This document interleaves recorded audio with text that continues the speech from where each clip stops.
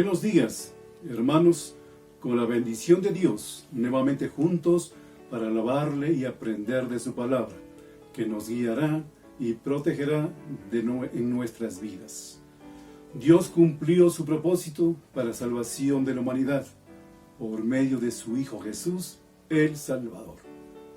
De Él tenemos el conocimiento, con sentimiento de gratitud y con humildad aceptamos su verdad de amor, con perdón para la salvación, porque Él es el camino y la verdad y la vida hacia el Padre. Zacarías de la profecía lo dijo en Lucas 1:6-9. Nos levantó un poderoso Salvador en la casa de David, su siervo. En Marcos 1:9-11 dijo: aconteció en aquellos días que Jesús vino de Nazaret de Galilea y fue bautizado por Juan en el Jordán. Y luego, cuando subía del agua, vio abrirse los cielos y el Espíritu como paloma que descendía sobre él. Y vino una voz de los cielos que decía: Tú eres mi Hijo amado, en ti tengo complacencia. Desde ese momento Jesús inició su ministerio, que duró 3 años con enseñanzas, milagros y en persecuciones, hasta que el domingo de Pascua hizo su entrada triunfal a Jerusalén, y lo hizo como rey. El lunes maldijo la higuera e hizo la purificación del templo. El martes, en controversia con los religiosos, y les dio respuestas desconcertantes. El miércoles descansa, y Judas lo traiciona. El jueves, entrada en la noche, se reúne con los 12 en el aposento alto y les enseña humildad, lavándole los pies a sus discípulos, y finalmente Jesús, nuestro Salvador, instituye la Cena del Señor. Queridos hermanos, están invitados a participar de esta ordenanza. Pongámonos a cuentas con Dios para hoy celebrar la Cena del Señor. Bienvenidos todos y participemos de este culto especial en arrepentimiento de corazón para recibir a nuestro Señor.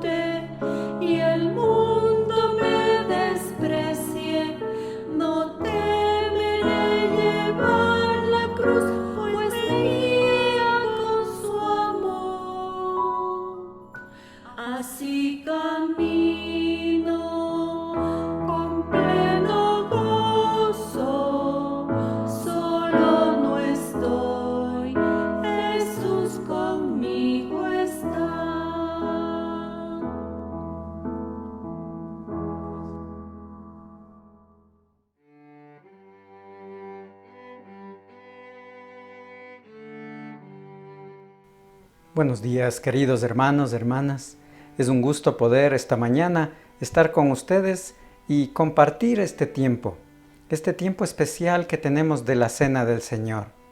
Es el de hacer memoria de la obra del Señor Jesucristo, la obra que Él llevó a cabo para salvación y perdón de pecados, esa obra maravillosa en la cruz del Calvario. Quiero compartir esta mañana un versículo que está en el Evangelio de Juan, capítulo 18, versículos 36 y 37. Dice: respondió Jesús: mi reino no es de este mundo. Si mi reino fuera de este mundo, mis siervos pelearían para que yo no fuera entregado a los judíos, pero mi reino no es de aquí. Le dijo entonces Pilato: Luego, ¿eres tú rey? Respondió Jesús, tú dices que yo soy rey. Yo para esto he nacido, para esto he venido al mundo, para dar testimonio a la verdad. Todo aquel que es de la verdad, oye mi voz. Aquí el Señor Jesucristo está delante de Pilato, compareciendo por el juicio injusto que está siendo llevado a cabo para ser llevado a muerte, a la cruz. Pero la pregunta aquí, que Pilato ejecuta al Señor Jesucristo, le dice, ¿eres tú rey? Y realmente el Señor Jesucristo es el Rey de Reyes y Señor de Señores. Y Él está dando cuenta aquí a Pilato. Pero en ese sentido decimos, ¿quién está compareciendo delante de quién? ¿Pilato o el Señor Jesucristo? Pilato está siendo confrontado con la verdad. Y la verdad está delante de él. El Señor Jesucristo, quien es totalmente justo, sin pecado, sin mancha. El Señor dice que su reino no es de este mundo, porque Él no vino a establecer un reino político, no vino a establecer un reino aquí en la tierra en esta venida, en su primera venida.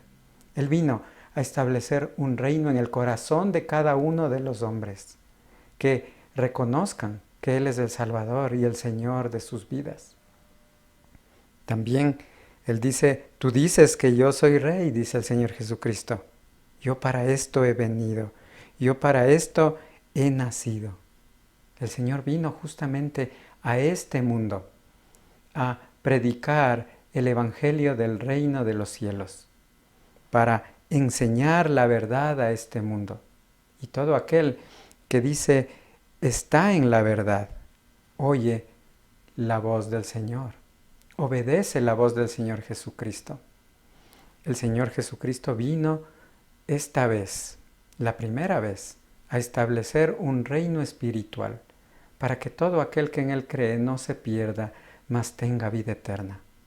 El Señor Jesucristo es el Salvador del mundo y vino a dar testimonio de la verdad.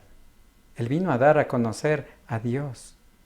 Y nosotros, por medio de creer en su sacrificio, tenemos la vida espiritual que Él busca para cada uno de los hombres.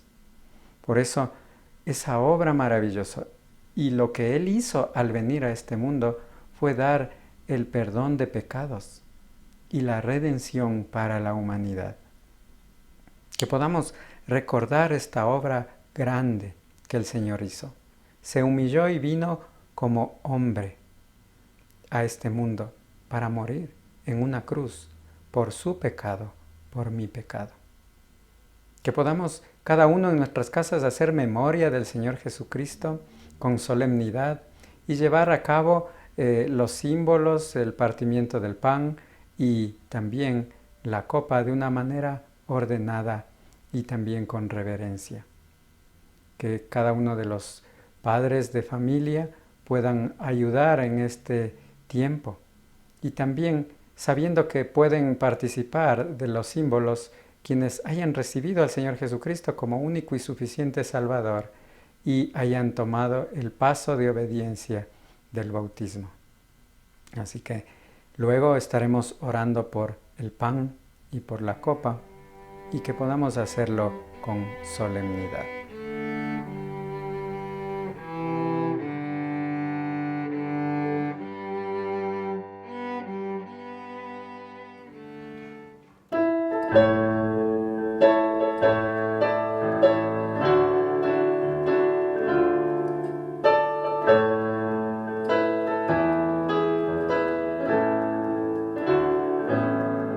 Largos años vagué por el valle del mal, sin consuelo, sin fe, sin amor.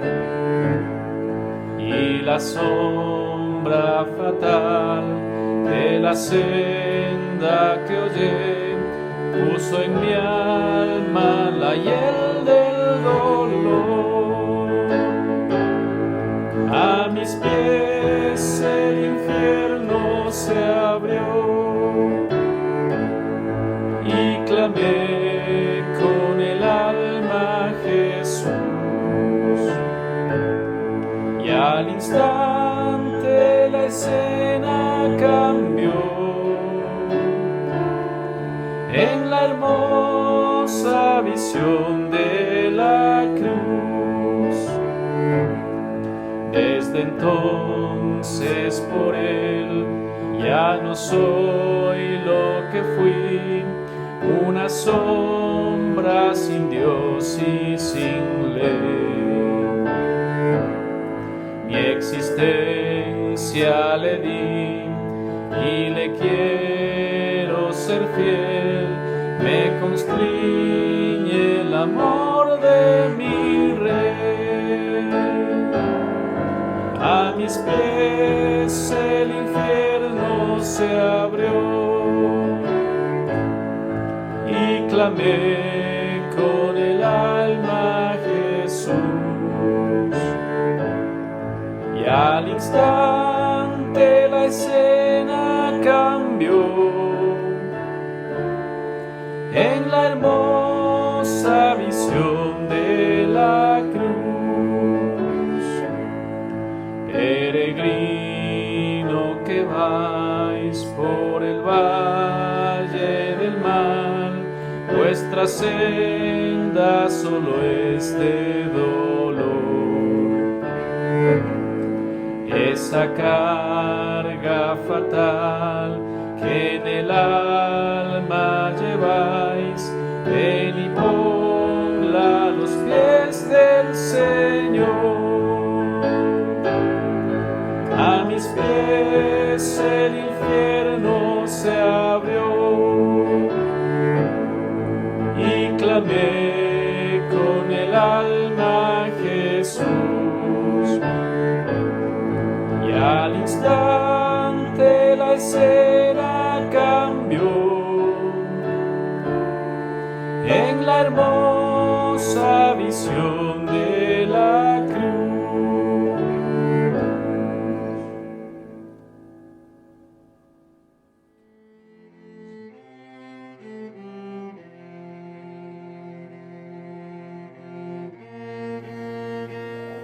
Muy buenos días, queridos hermanos de la Iglesia Ministerios Bíblicos Mundiales de la ciudad de Riobamba. Hoy vamos a recordar la Cena del Señor. Hermanos, tengamos preparado el corazón para recibir los sagrados símbolos. También les invito a abrir la palabra del Señor en la carta primero a los Corintios, capítulo 11, 23 y 24. La palabra del Señor dice así: porque yo recibí del Señor lo que también os he enseñado, que el Señor Jesús, la noche que fue entregado, tomó pan y habiendo dado gracias, lo partió y dijo: tomad, comed, esto es mi cuerpo, que por vosotros es partido, haced esto en memoria de mí. Oremos. Papito lindo Dios, Señor, creador de los cielos, de la tierra, del universo.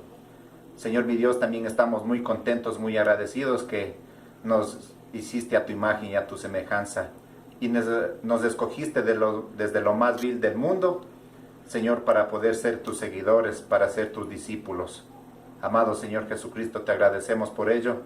Y papito lindo Dios, también desde el fondo del corazón te pido que bendigas esta galletita que es el símbolo del cuerpo del Señor Jesucristo. Amado Padre, te agradecemos todo esto y te lo entregamos a ti en el santísimo nombre de tu Hijo amado Cristo Jesús. Amén.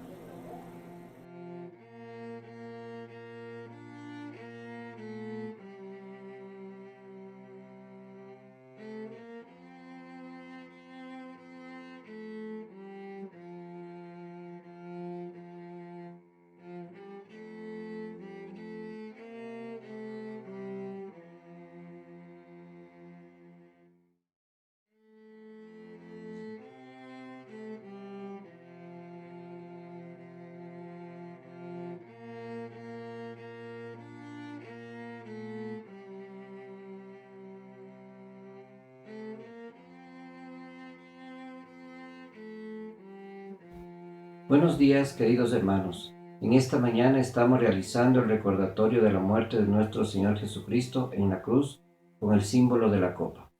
En 1 Corintios 11:25 dice: asimismo, también tomó la copa después de haber cenado, diciendo: esta copa es el nuevo pacto en mi sangre. Haced esto todas las veces que bebiereis en memoria de mí. Te agradecemos, Padre Dios, por haber enviado a tu Hijo a morir en la cruz y derramar su sangre para nuestra redención. Efesios 1:7 dice, en quien tenemos redención por su sangre, el perdón de pecados según la riqueza de su gracia. Esta redención por su sangre nos da libertad y la deuda de nuestros pecados es pagada. Señor, gracias por tu obra en la cruz, gracias por tu preciosa sangre, gracias por darnos nuestra redención. Te agradecemos en tu santísimo nombre. Amén.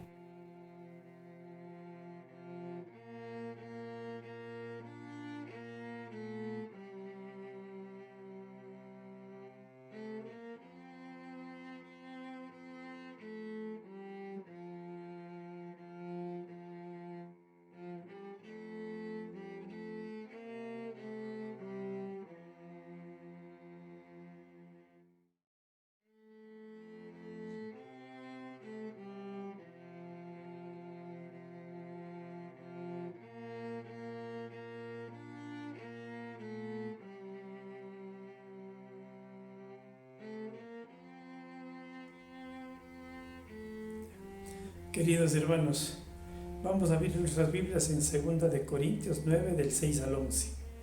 La palabra de Dios dice así: pero esto digo, el que siembra escasamente también segará escasamente, y el que siembra generosamente, generosamente también segará.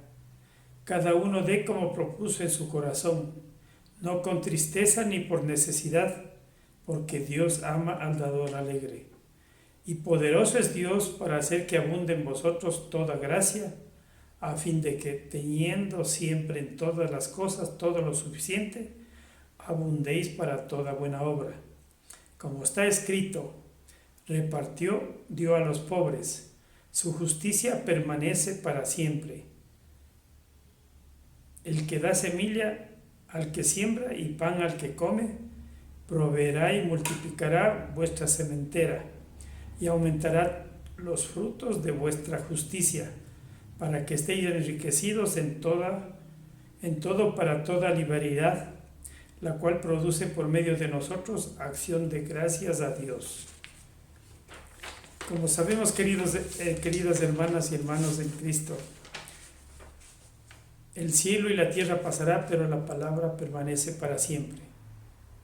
Ahora vamos a ver lo que dice la Biblia acerca de dar. No lo digo yo, sino la Biblia. De acuerdo a los ingresos, Deuteronomio 16:17, cada uno con la ofrenda de su mano, conforme a la bendición que Jehová tu Dios hubiere dado, sin ostentación. Mateo 6:3, mas cuando tú des limosna, no sepa tu izquierda lo que hace tu derecha. Regularmente cada semana. 1 de Corintios 16:2, cada primer día de la semana, cada uno de vosotros ponga aparte algo según haya prosperado. Alegremente. 2 de Corintios 9:7, cada uno dé como propuso en su corazón, no con tristeza ni por necesidad, porque Dios ama al dador alegre. Vamos a cerrar nuestros ojitos para terminar con oración. Cuán agradecido estoy contigo, Padre Celestial, porque prometes saciarme de todo bien y de toda verdad que es tu palabra. Él es mi sustento cada día y ante su autoridad se sustenta el universo. Dispón mi corazón para buscarla con avidez y obedecerla con prontitud. Señor Jesús, no encuentro palabras que expresen mi gratitud por el infinito amor que me has mostrado al entregar tu vida por la mía, como el buen pastor que da su vida por las ovejas. Anhelo corresponderte de la única manera posible, entregándote mi vida y mi corazón para que reines para siempre en él. Ahora te pido, Padre Celestial, que bendigas estas ofrendas que las hermanas y los hermanos dan hoy generosamente, que sirve para continuar tu obra compartiendo el Evangelio de Cristo. Te lo pedimos y agradecemos en el nombre de tu Hijo Jesucristo. Amén y amén.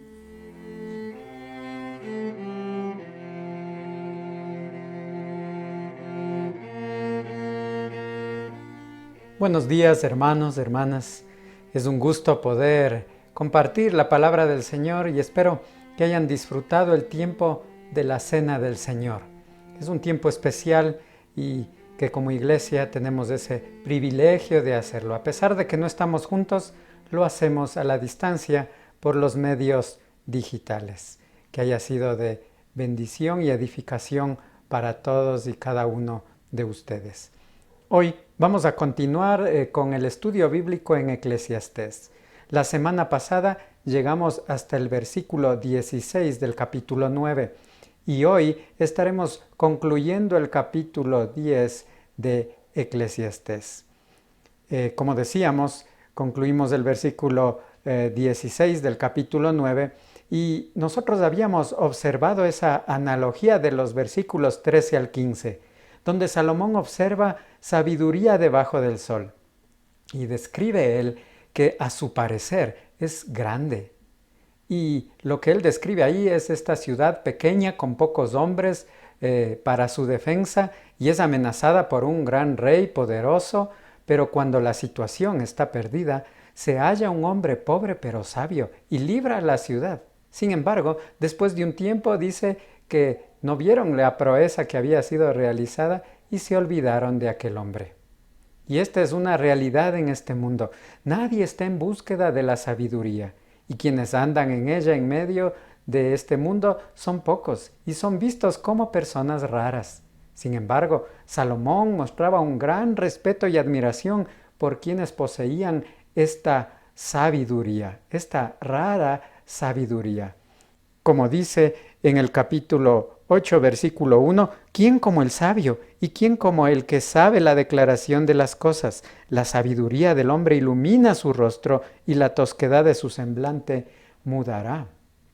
La sabiduría mostrada aquí es la sabiduría que proviene o viene del temor de Jehová. Y dice que los insensatos desprecian la sabiduría y la enseñanza.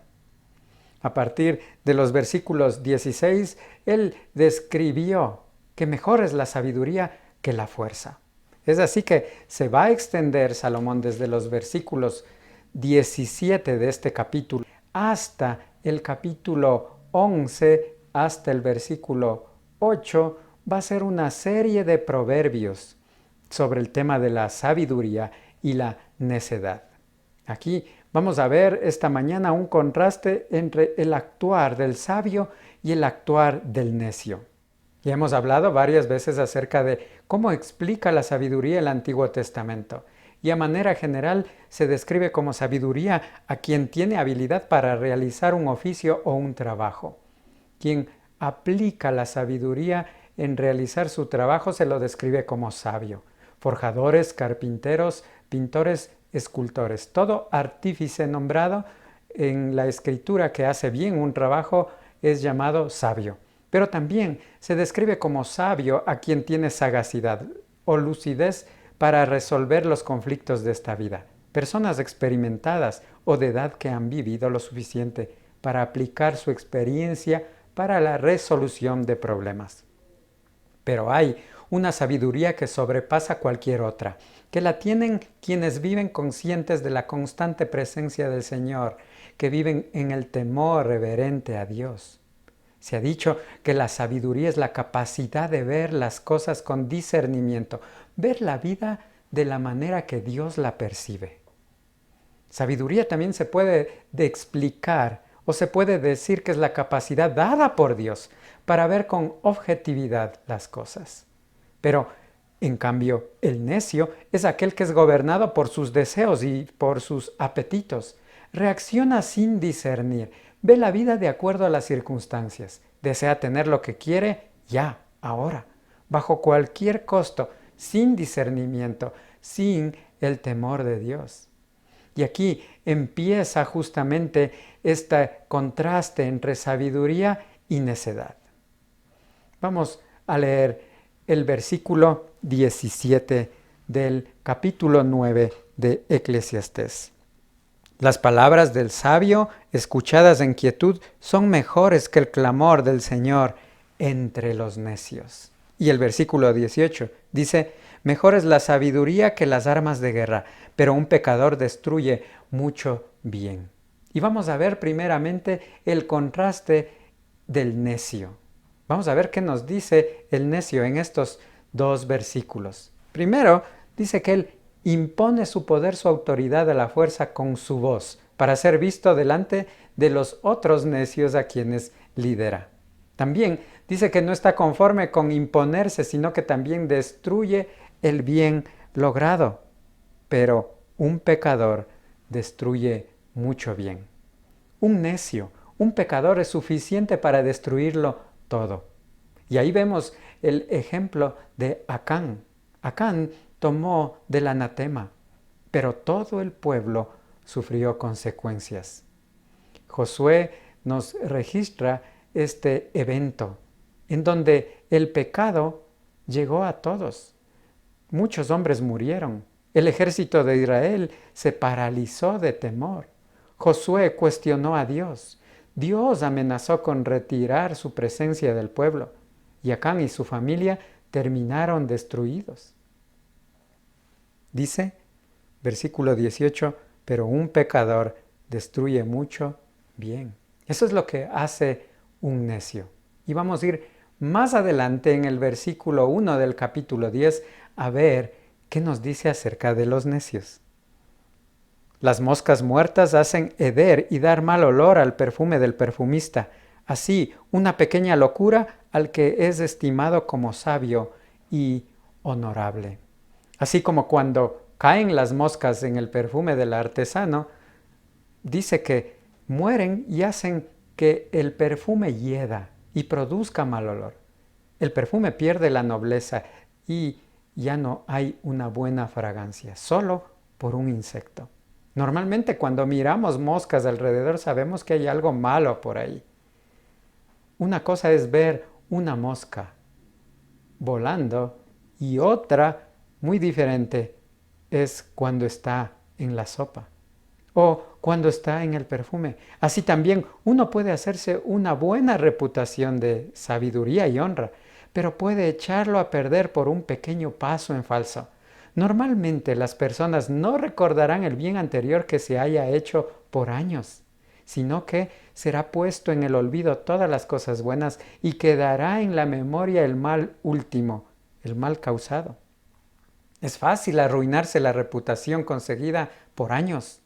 Dicen que un pequeño alfiler es necesario para reventar un gran globo. Muchos de esos males se hacen por dinero, por poder, por persistencia en pecados. Pecados de pornografía, fornicación, adulterio. Por esto, continúa con el pensamiento de que un pecador destruye mucho bien. Y eso significa que consigo acarrea muchos detrás de él.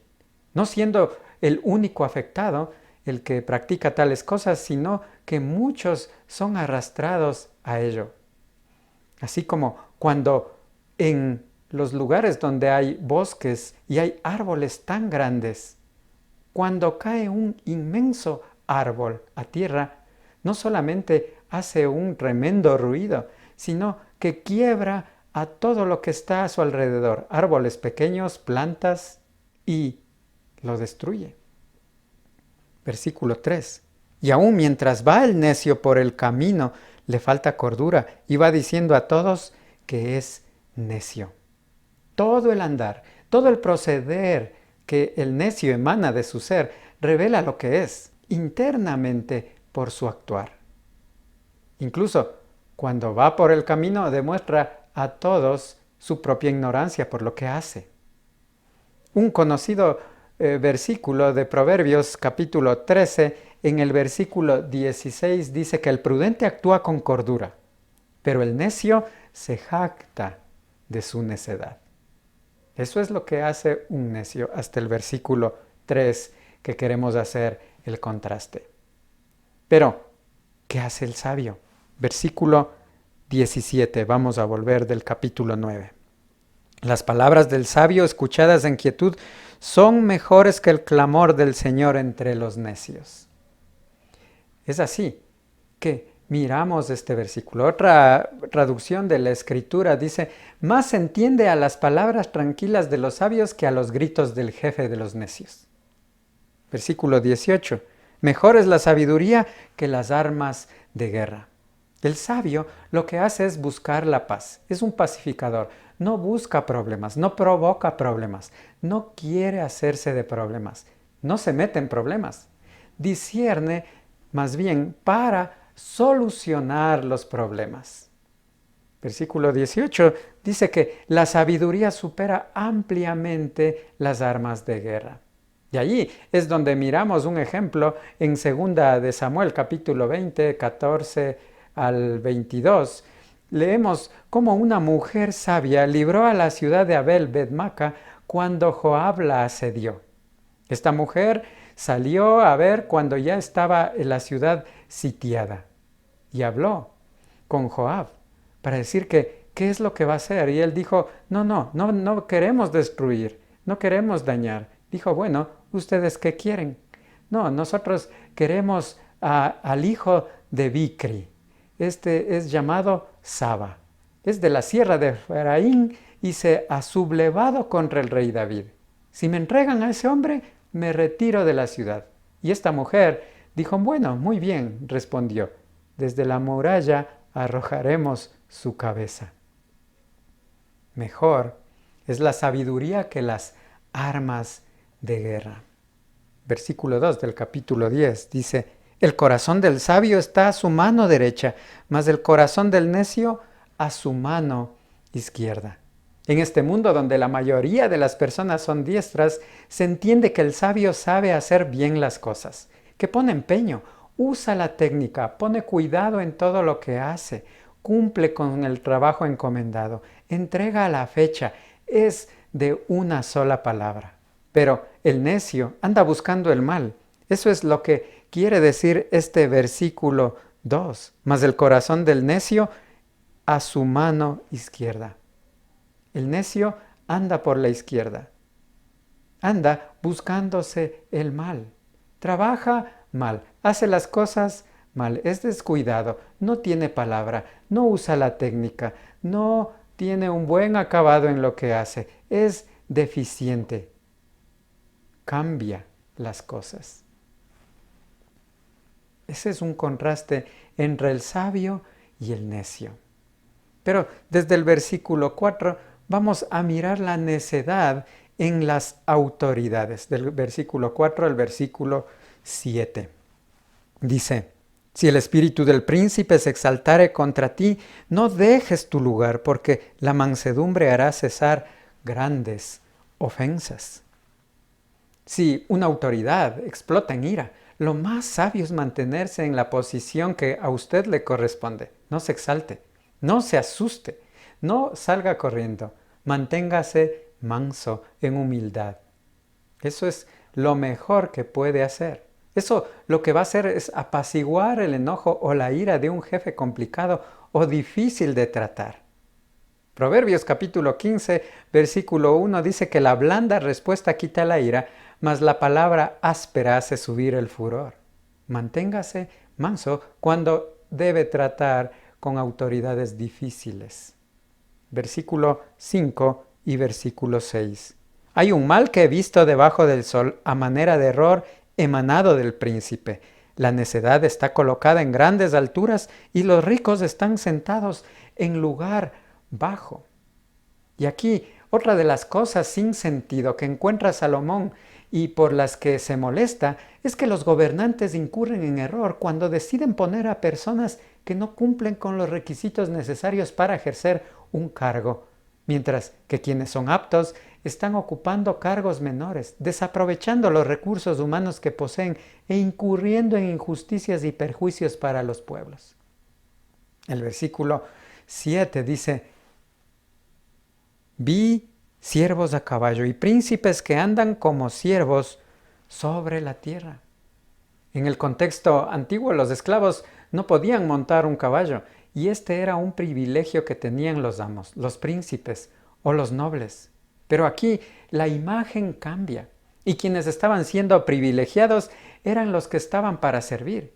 Y los que fueron preparados para gobernar estaban en un lugar incorrecto, siendo tratados como esclavos. Y lo que Salomón aprecia aquí es que las cosas en este mundo están cambiadas, ya que los sabios muchas veces son relegados, son desperdiciados sus talentos y habilidades y son denigrados a posiciones inferiores, mientras que los necios son quienes se hacen cargo del poder. Imaginen, esos son los resultados que tienen las naciones.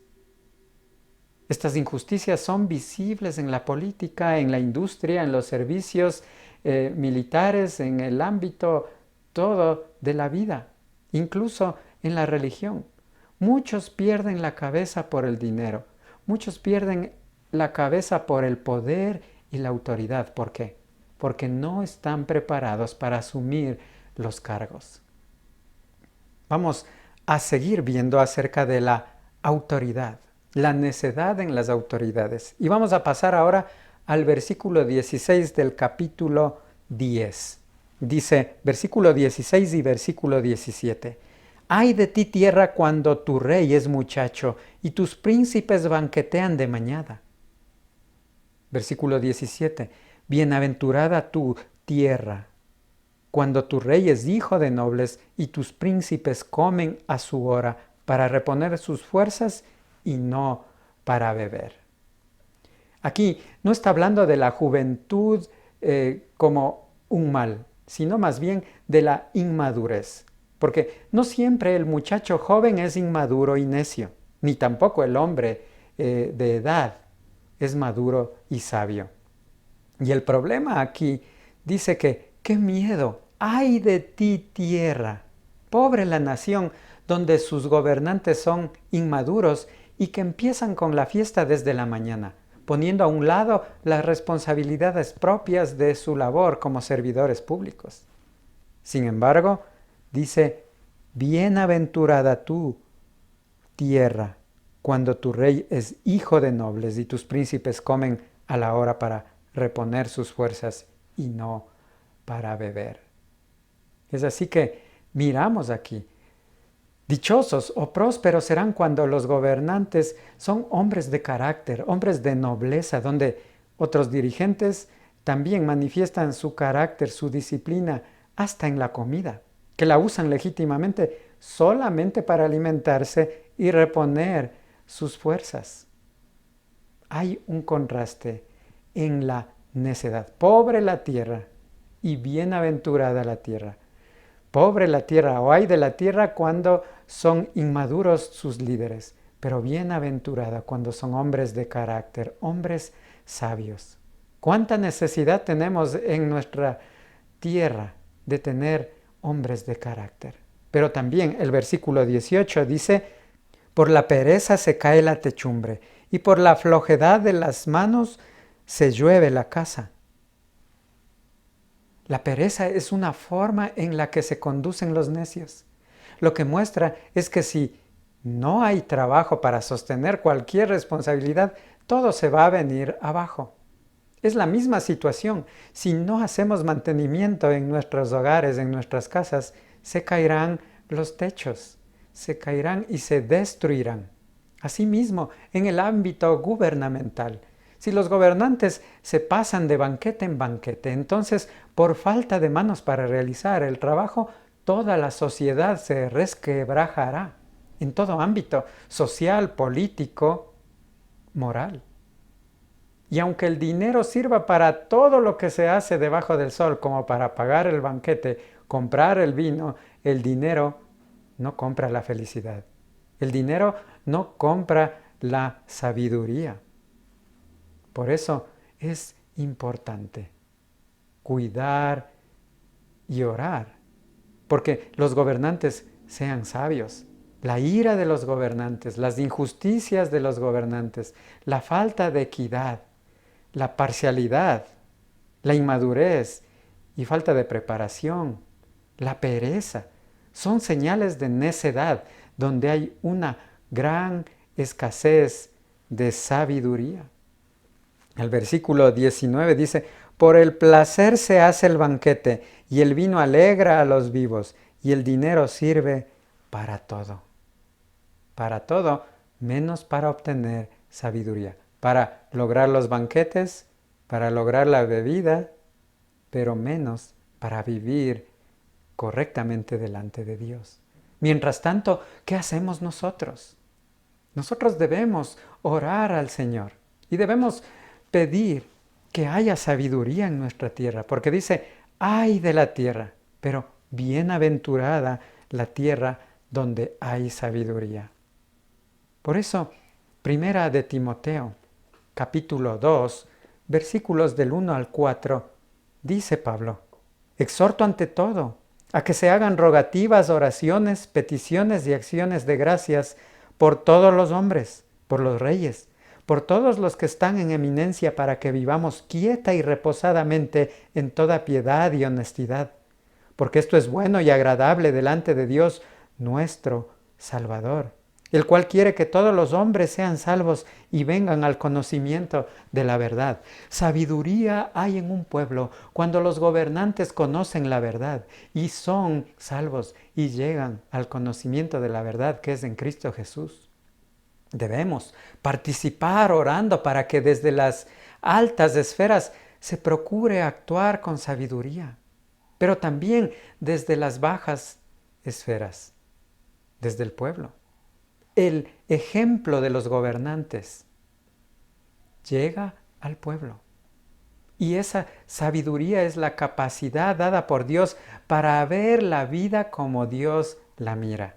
Si todos miráramos esta vida como el Señor la mira, todo sería diferente. Pero vamos a seguir viendo el contraste entre sabiduría e insensatez en cada asunto de la vida. Vamos a regresar al versículo 8.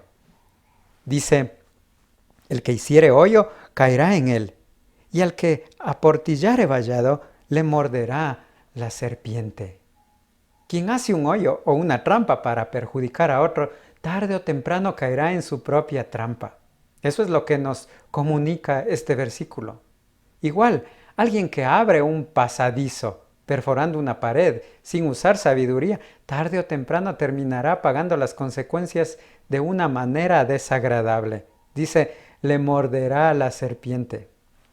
Versículo 9. Quien corta piedras se hiere con ellas. El que parte leña, en ello peligra. Tanto necesitamos sabiduría para evitar la malicia, pero también necesitamos sabiduría para hacer hasta un oficio que nos parecería simple. Incluso este trabajo que implica romper piedras manualmente, si no lo hace correctamente, va a salir herido.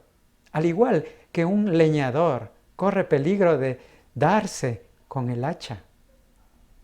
Por eso el versículo 10 dice, si embotar el hierro y su filo no fuere amolado, hay que añadir entonces más fuerza, pero la sabiduría es provechosa para dirigir. Es mejor primero afilar el hacha, para así no tener que usar tanta energía o tanto esfuerzo en cortar y perder el tiempo. La sabiduría prepara el camino al éxito. Versículo 11. Si muerde la serpiente antes de ser encantada, de nada sirve el encantador. ¿Para qué poner seguridades en su casa si ya ha entrado a robar? Más vale prevenir que lamentar. Eso nos comunica este versículo. Como dice otra versión de la Escritura, no tiene paga el encantador, no le sirve de nada. Versículos 12 y 13. La palabra de la boca del sabio son llenas de gracia, mas los labios del necio causan su propia ruina. Versículo 13. El principio de las palabras de su boca es necedad, y el fin de su charla nocivo desvarío. Y nuevamente vemos el contraste entre el sabio y el necio. El sabio halla favor por las palabras que emite al hablar, porque son llenas de gracia. Pero las palabras del necio causan su ruina. empezará tal vez a ofender y cuando termina de expresarse, termina enredado en todo lo que ha dicho. También necesitamos sabiduría en el hablar y en el hablar exagerado. Versículo 14. El necio multiplica palabras, aunque no sabe nadie lo que ha de ser. ¿Y quién le hará saber lo que después de él será? El necio habla y habla, como si dominara toda materia, como si dominara todo asunto de la vida. Pero en realidad, dice, no sabe nada. Y se jacta de ello, y de los planes que tiene, y de lo que va a hacer en el futuro. Como el rico insensato de Lucas 12, versículo 18, donde dice, derribaré mis graneros y edificaré mayores, y allí guardaré mis frutos y mis bienes, y diré a mi alma, alma, muchos bienes tienes, guárdalos para muchos años, repósate, come, bebe, regocíjate. Pero Dios, ¿qué le dijo? Necio, esta noche vienen a pedirte tu alma, y lo que has provisto, ¿de quién será? Necesitamos ser sabios en el hablar y no hablar exageradamente. Eso es lo que hace un necio.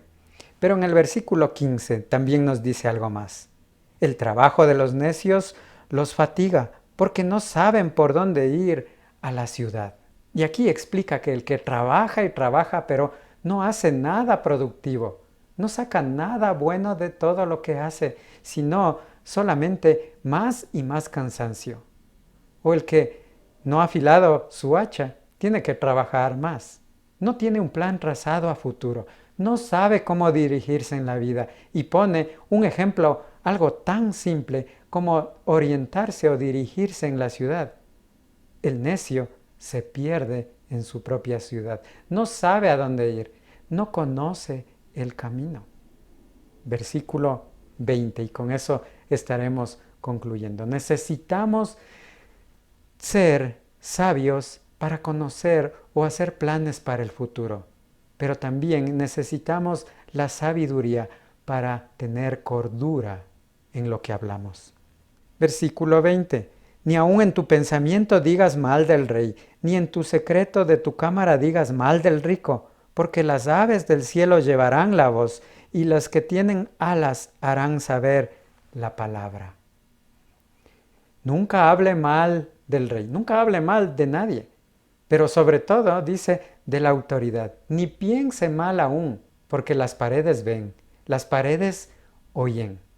No sea indiscreto, no hable demasiado, no piense demasiado, no hay sabiduría en ello. ¿Qué podemos concluir en todo lo que hemos visto en este capítulo 10? Hay dos formas posibles de vivir esta vida. La una es sabiamente y la otra neciamente. ¿Y somos necios o somos sabios? Ya habíamos dicho que el necio es aquel que es gobernado por sus deseos y sus apetitos. Reacciona sin discernir. Ve la vida de acuerdo a las circunstancias. Desea tener lo que quiere ya, ahora, bajo cualquier costo, sin discernimiento, sin temor a dañarse, como el que rompe las piedras, sin temor de Dios. Eso es lo que hace un necio. Pero se ha dicho y dijimos que la sabiduría es la capacidad de ver las cosas con discernimiento, de ver la vida como Dios la ve. Sabiduría es una capacidad especial dada por Dios para ver la vida con una objetividad rara, es decir, no como todos la ven, y manejar la vida con una estabilidad rara, no como todos lo hacen. Es algo dado por Dios. Debemos reconocer nuestra propia debilidad. Debemos reconocer nuestras propias necedades en nuestra vida. No podemos ser sabios solamente porque queremos. Porque Proverbios capítulo 1, versículo 7 dice que el principio de la sabiduría es el temor de Jehová. Y los necios y los insensatos desprecian esa sabiduría. Pero la sabiduría está en Cristo, porque Cristo es poder de Dios y sabiduría de Dios, dice 1 Corintios capítulo 1, versículo 24. Hombre sabio es quien oye y practica las palabras del Señor Jesucristo. El hombre necio es el que decide seguir guiado por su corazón, lo que su corazón le dicta de acuerdo a lo que ve, de acuerdo a lo que percibe. Vive por vista. El sabio vive por fe, no por vista. Pero el sabio vive tranquilo. El sabio vive confiado por la eternidad, porque está en la mano del Padre, en la mano del Hijo, el Señor Jesucristo, según dice Juan capítulo 10, versículos 28 y 29. ¿Quiere vivir en sabiduría? ¿Quiere ser sabio? Haga como el hombre prudente de Mateo 7, 24.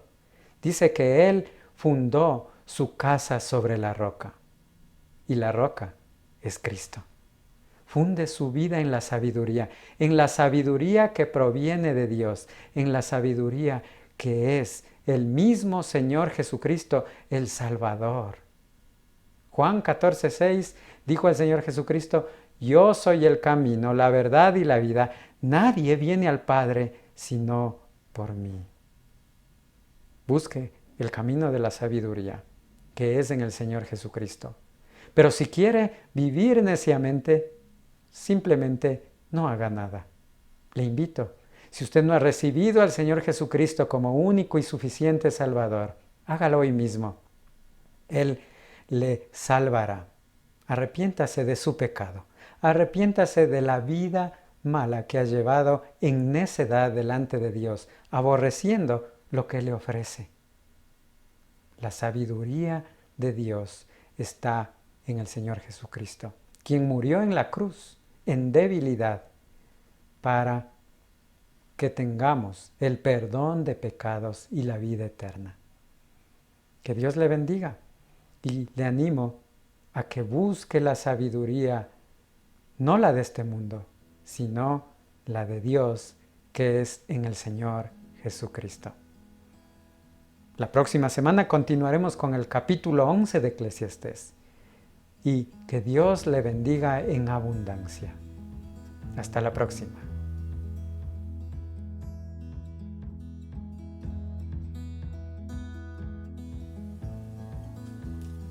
Basta una gota de amor del poderoso Dios. Cubrirá tus tristezas, tus miedos y suplirá tus necesidades. No te desprendas de la mano del Señor. Su misericordia perdona y cada día te guía y protege aún sin pedirle y sin merecerlo. Hermanas, hermanos, estar en paz con Dios nos llena de gozo y nos da la confianza para poner nuestras vidas a su servicio, para continuar con su obra salvadora, caminando por los estrechos senderos que el Señor nos tiene señalado, donde demostraremos nuestra fe. Sigamos creciendo espiritualmente, alimentándonos de su palabra. Hermanas y hermanos, a continuación, los anuncios para la segunda semana de julio 2020. Miércoles 8 de julio, a las 7 de la noche, reunión de oración, acción de gracias y una pequeña meditación. Seguido, el estudio bíblico del libro de Juan, capítulo 18. Viernes 10 de julio, a las 4:30 de la tarde, estudio bíblico del grupo de damas, continúan en un nuevo libro. Domingo 12 de julio, a las 10 horas, transmitiremos el culto dominical. No olviden conectarse en el link de la iglesia para todos los estudios bíblicos. Queridos hermanos, no olvidemos que fuimos adoptados por Dios como sus hijos, y Él espera que seamos fieles a sus enseñanzas y mandatos. Hagamos honor cumpliendo nuestras responsabilidades para el Señor, por medio de la iglesia, en los ministerios que Dios nos ha asignado, tenemos que comprometernos para alcanzar la salvación de otras almas para el Señor. Que las bendiciones de Dios nos llenen de paz, alegría y fortaleza espiritual, así como corporal. Hasta la próxima reunión.